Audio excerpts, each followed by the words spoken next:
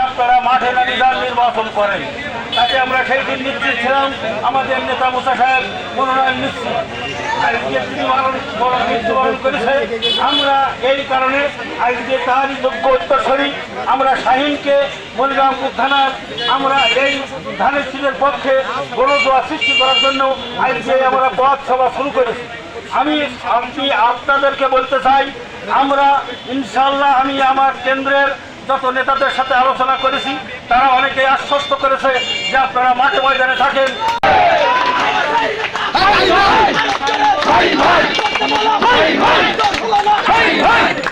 এই কারণের জন্য আমরা প্রত্যেকটি গ্রামের গঞ্জের সকল জায়গায় গণজোয়া সৃষ্টি করবেন এবং এখন ইতিমধ্যে দলিল চলছে যাতে এই গণসংঘর্ষে এই আমি এতটুকু আশ্বস্ত করতে পারি, গণজোয়ার আমাদের পক্ষে সৃষ্টি হবে।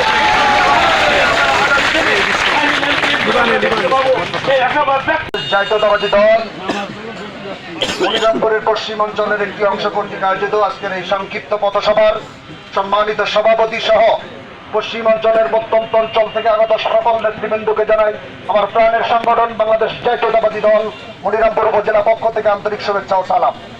সংগ্রামী নেতৃবৃন্দ, আপনারা জানেন এখানকার নির্বাচনের জন্য দল থেকে মোটামুটি একটা নির্দেশনা ছিল আমার প্রয়াত পিতা জনাব আলহাজ মোহাম্মদ মোছা। আল্লাহর অশেষ রহমতে আল্লাহর ডাকে সাড়া দিয়ে উনি গত 4 অক্টোবর প্রয়াত হয়েছেন। এমত অবস্থায় আমরা দুই ভাই এই রাজনৈতিকের মাঠে সাধারণ মানুষের সাথে মিশে থাকতে চাই।